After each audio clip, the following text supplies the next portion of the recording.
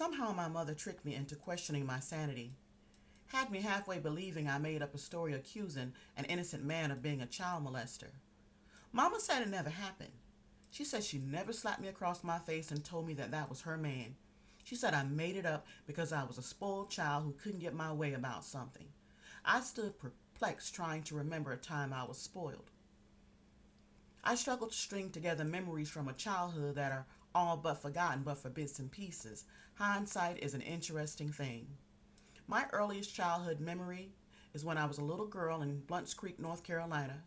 I remember a black car that looked just like the one that Batman drove in the movie, speeding down the dirt road, kicking up all kinds of dust as it sped towards Grandmama's house.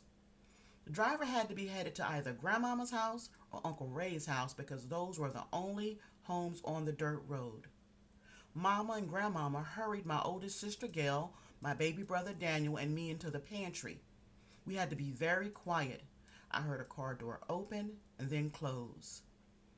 Then I heard someone walking around and around Grandmama's house. I didn't know who it was or what they wanted. All I knew was Mama was scared. Finally, I heard the driver get back in the car and drive away. The next time I saw that car, it was parked outside Grandmama's house. I was in the living room looking out the screen door.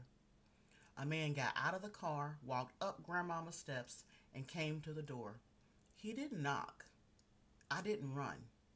I stood there. I was just a little girl. The man said, "Unlock the door, Robin. Come on, baby, unlock the door." So I did. I unlocked the door. The stranger rushed past me, ran through Grandmama's house, grabbed my brother Daniel, and took off in his car. He ran right past me. As he sped down the road with my brother in tow, Granddaddy stood in the middle of the road shooting at that black car. Sometime later, we were all downtown Washington, North Carolina. Mama, Gail, Daniel, me, and Grandmama stood in front of this great big building with steps going up all around the front. I don't know what happened inside the building that day, but Daniel was back with us when we left to go back to Grandmama's house. I would later learn that my father was the man in that black car. He kidnapped Daniel and not me. The truth is, I had a father and a bunch of cousins less than 2 hours away, and they were replaced with Jackal.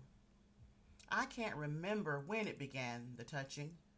I just know Jackal had me in his lap every chance he got. He liked to wrestle and play. Jackal liked pinning me. I remember the tan shorts he had on when I looked down and saw his penis. I remember catching him outside the bathroom